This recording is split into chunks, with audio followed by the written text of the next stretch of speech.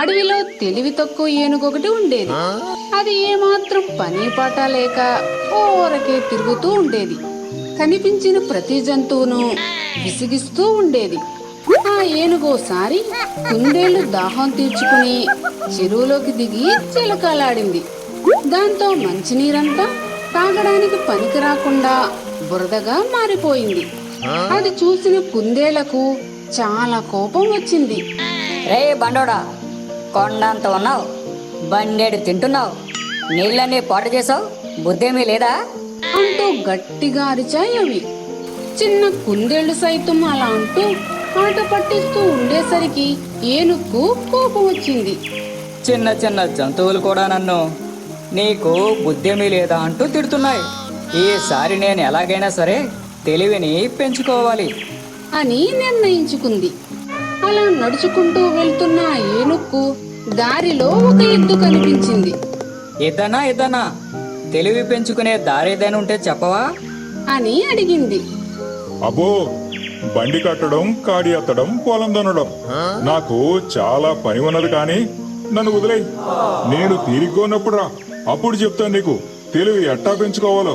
పొలానికి పోవాలా, ఇప్పటికే ఆలస్యమైంది, నేను వస్తాను అని ఎద్దు వేగంగా అక్కడి నుండి వెళ్ళిపోయింది. ఈ ఎద్దనకు ఎప్పుడు తీరిక దొరుకుతుందో, నాకు తెలివి గురించి ఎప్పుడు చెబుతుందో అనుకుని ముందుకు నడుచుకుంటూ వెళ్ళసాగింది. తరువాత దారిలో కంగారుగా వెళ్తున్న చీమ కనిపించింది. ఓయ్ చిన్న చెల్లి చీమ తల్లి, నాకు బుద్ధంటే ఏమిటో చెప్పవా ప్లీజ్ అని బ్రతిమాలింది. ఏమీ అనుకో దేనికన్నా, వానాకాలం వస్తే నాకు తినడానికి ఏమీ ఉండదు. దీపం ఉండగానే ఇల్లు చక్కబెట్టుకోవాలి కదా, అందుకే ఇలా పరిగెడుతున్నా. ఖాళీ ఉన్నప్పుడైతే చెబుతే ఏనుగన్నా, ఎప్పటికైతే నన్ను వదిలేయే అంటూ పరుగు పరుగున వెళ్ళిపోయిందా చీమ. పాపం చీమ చెల్లి కూడా ఖాళీ లేనట్టుంది. ఉంటే నిజంగానే చెప్పేదేలే. సరేలే, ఏం చేస్తాం అనుకుని ఏనుగు ముందుకు నడిచింది. ఇలా దారిలో ఆ ఏనుగుకు చాలా జంతువులు కలిశాయి.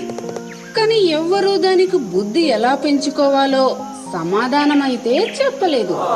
విసిగి విసిగి వెనక్కి తిరిగి వచ్చిన ఆ ఏనుగు చెట్టు మీద ఉన్న కోతి ఇలా చెప్పింది. ఓ ఏనుగు, బుద్ధి కోసం బజారున పడి తిరగాల్సిన అవసరం లేదు. బుద్ధిమంతులందరూ ఎవరి పని వారు చేసుకుంటారు. చూసావా, నీకు సమాధానం చెప్పడానికి ఏ ఒక్కరికి కూడా ఖాళీ లేదు.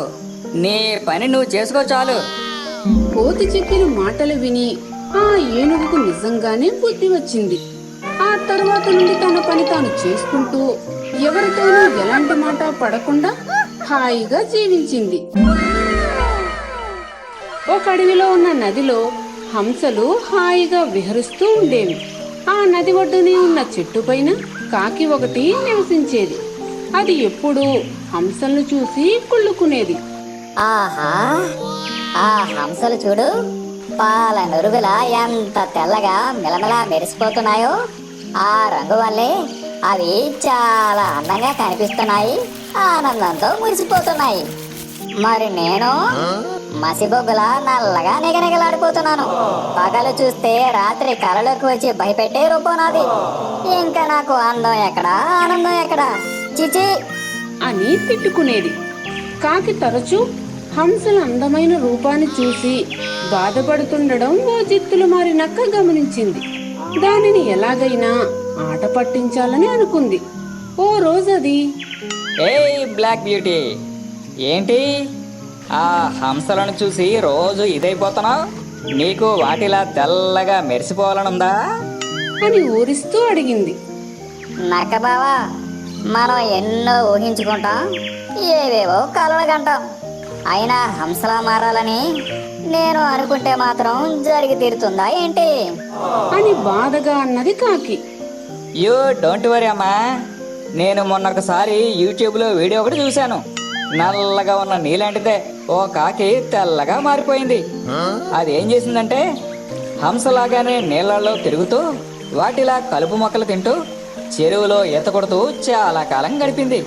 అంతే, కొన్ని రోజులకే ఆ నల్లకాకి కాస్త తెల్లగా చాలా అందంగా మారిపోయింది అని చెప్పింది. నక్క మాటలను ఆ అమాయకపు కాకి గుడ్డిగా నమ్మింది. ఆ క్షణం నుంచే గాలిలో ఎగరడం మానేసి నీళ్ళలో ఈత కొట్టడానికి తెగ ప్రయత్నం చేసింది. కానీ కాకికి ఈత రాదు కదా. నీళ్ళలో మునిగి తేలి చాలా అవస్థలు పడింది. అలవాటు లేని ఆ కాకి నీళ్ళలో ఉండే మొక్కలు తినలేక, తింటే అవి పడక పాపం బక్క చిక్కి నీరసించిపోయింది. అయినా తను తెల్లగా మారడం కోసం చాలా రోజులు అలాగే ప్రయత్నం చేసింది. కానీ అందంగా తయారవడం కాదు కదా, ఉన్న బలం కూడా కోల్పోయింది. అమ్మోయ్, ఇంకా నా వల్ల కాదు. నేను హంసల అందంగా మారడం మాట దేవుడెరుగు. ముందు నేను బతికి బతకడితే చాలు అని తన ప్రయత్నాలను విరమించుకుంది. బక్క చిక్కిన కాకిని చూసిన నక్క దీని సరదా తీరిపోయినట్టుంది. అని పడి పడి నవ్వుకుంది. దాని దగ్గరకు వెళ్ళి, ఏ బ్లాక్ బ్యూటీ, నువ్వింకా తెల్లగా మారలేదా? డోంట్ వరీ, యూట్యూబ్లో కాకి హంసలా మారడం మరో లేటెస్ట్ వీడియో ఒకటి వచ్చింది. ట్రెండ్ అవుతుంది కూడా. చెప్పమంటావేంటి? అని అడిగింది కొంటెగా. ఏం వద్దులే నక్క బావా, నన్ను ఇలా ఉండనియే, నీకు దండం పెడతా అని వేడుకుంది. అలవాట్లు మార్చినంత మాత్రాన రూపం మారిపోదని తెలుసుకున్న ఆ కాకి ఆ తరువాత నుండి హంసలను చూసి అసూయపడడం మానేసింది. ఒక అడవిలో మేకపిల్ల ఒకటి ఉండేది. అది సరదాగా ఎగురుతూ గెంతుతూ అడవంతా తిరిగేది. ఒక రోజు ఆ బుజ్జి మేక అలా తిరుగుతా ఉంటే ఒక్కసారిగా ఆకాశంలో మేఘాలు ముసురుకోసాగాయి. అయ్య బాబోయ్, కాసేపట్లో వాన వచ్చేసేలా ఉంది. ఈ లోపల ఇంటికి చేరుకోవాలి, లేకపోతే వానలో తడిస్తే అమ్మ తిడుతుంది అనుకుని ఇంటి వైపునకు వేగంగా పరుగు తీసింది. నెమ్మదిగా ఆకాశం నుండి ఒక్కొక్క చినుకు నేలపై పడసాగింది. దాంతో ఆ మేకపిల్ల మరింత కంగారుగా పరిగెత్తసాగింది. ఆ మేకపిల్లను చూసిన ఒక కుందేలు, ఓ బుజ్జి మేకపిల్ల, చిన్న చిన్న చినుకులు మొదలయ్యాయి. పెద్ద వాన వచ్చేసేలా ఉంది. వెంటనే నా గుబురి పొదలోకి రా. హాయిగా కాసేపు కమ్మని కబుర్లు చెప్పుకుందాం. వాన తగ్గిపోయాక వెళ్ళిపోదువు గాని అని పిలిచింది. ఆ మాటలకు ఆ మేకపిల్ల, నేను నీకంటే చాలా పెద్దదాన్ని. నీ చిన్న పొద నాకేం సరిపోతుంది? కావాలంటే ఉడతల్ని ఎలకల్ని పిలుచుకో. నేను మా ఇంటికి పోయి హాయిగా పడుకుంటా. టాటా అని ముందుకు పరిగెత్తింది. మేకపిల్ల అలా పరిగెడతా ఉంటే దారిలో ఒక చెట్టు మీద ఉన్న కోతి చూసింది. ఓ చిన్నారి మేకపిల్ల, కాసేపట్లో పెద్ద వాన వచ్చేలా ఉంది. దా వచ్చి ఈ చెట్టు కింద తలదాచుకో. నీకు తీయని పండ్లు తెంచి పెడతా. అవి తింటూ తీయని కబుర్లు చెప్పుకుందాం. వాన తగ్గిపోయాక వెళ్ళిపోదు అని పిలిచింది.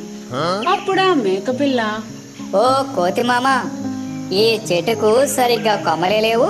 దీని కింద నిలబడితే తడిసిపోతాను. నువ్వే హాయిగా పండ్లు తిను. నేను మా ఇంటికి పోతా. బాయ్ బాయ్ అంటూ ముందుకు పరిగెత్తింది. మేకపిల్ల అలా పరిగెడతా ఉంటే వాన ఇంకొంచెం పెరిగింది. ఇక లాభం లేదనుకుని ఎక్కడైనా ఆగుదామని చుట్టూ చూసింది. దానికి దగ్గరలో ఒక గుహ కనపడింది. ఆహా, ఇదేదో చాలా బాగుంది. దగ్గరలోనే తలదాచుకోవడానికి చోటు దొరికింది. అదృష్టం అంటే నాదే. అందులోకి వెళితే ఒక్క వాన చినుకు కూడా నా మీద పడదు అనుకుంటూ ఆనందంగా గుహలోకి వెళ్ళబోయింది. గుహ పక్కనే ఎగురుతూ వెళ్తున్న ఒక కాకి దీనిని చూసింది. ఓ చిన్నారి పొన్నారు మేకపిల్ల, కొంచెం ఆగు. ముందు నేను చెప్పేది విను. ఆ గుహలోకి వెళ్ళావంటే మళ్ళీ తిరిగి వచ్చేది ఉండదు. సరాసరి పైకి పోవడమే. లోపల ఒక సింహం గుర్రు పెట్టి నిద్రపోతా ఉంది.